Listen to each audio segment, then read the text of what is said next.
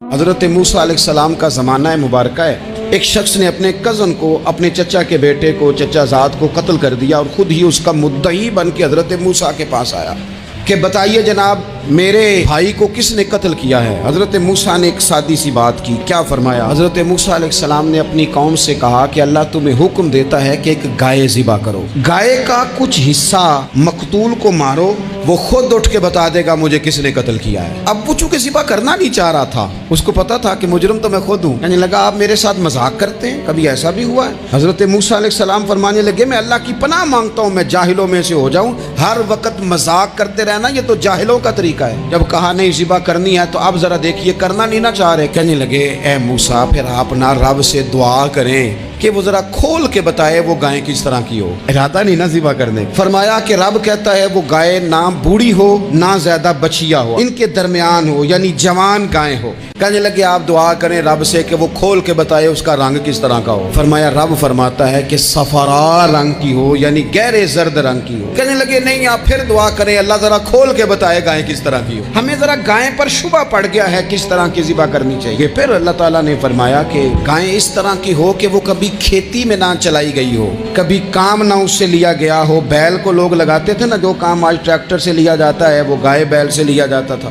تو وہ کھیتی باڑی کے کام نہ اس کو لگایا گیا ہو اور نہ اس سے پانی نکالا گیا ہو، وہ ہر عیب سے پاک ہونی چاہیے۔ اب کہنے لگے اب آپ صحیح بات لے کے آئے، اب سوال ختم ہو گئے نا۔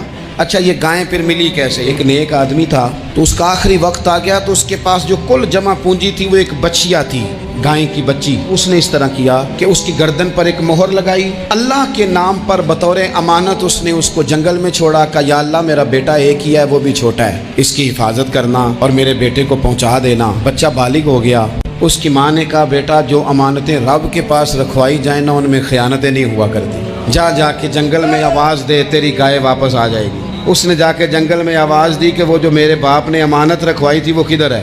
وہ نشان لگی ہوئی گائیں دوڑتی ہوئی اس کے پاس آئی، وہ گائے آ گئی۔ اب وہ بنی اسرائیل والے ڈھونڈتے ڈھونڈتے پہنچ گئے، کہا جناب گائیں 3 دینار کیا 6 لے لو۔ اس نے کہا نہ بھائی، ذبح کروں گا گوشت نکالوں گا، جتنا وزن گوشت کا اتنے پیسے بھرو گے کھال میں تو پھر گائے تمہیں ملے گی۔ اب مجبور تھے، کیا کرتے؟ نبی پاک صلی اللہ علیہ وسلم نے فرمایا سنو جوانوں، نبی پاک علیہ السلام نے فرمایا اگر بنی اسرائیل والے زیادہ سوال نہ کرتے تو اتنی مشکل کا شکار نہ ہوتے۔ انہوں نے سوال اتنے کیے، چارہ نہیں ہے اب ان کے لیے کہ یہ ادھر ادھر جا سکے، مجبوری بن گئی، یہی گائے خریدنی ہے، یہی لے جانی ہے۔ اب اتنا سارا مال جمع کر کے وہ گائے خریدی، ذبح کی، تو مقتول کو جب اس کا ایک حصہ مارا تو اس نے اٹھ کے کہہ دیا یہ جو مدعی بنا ہوا ہے نا یہی تو میرا قاتل ہے۔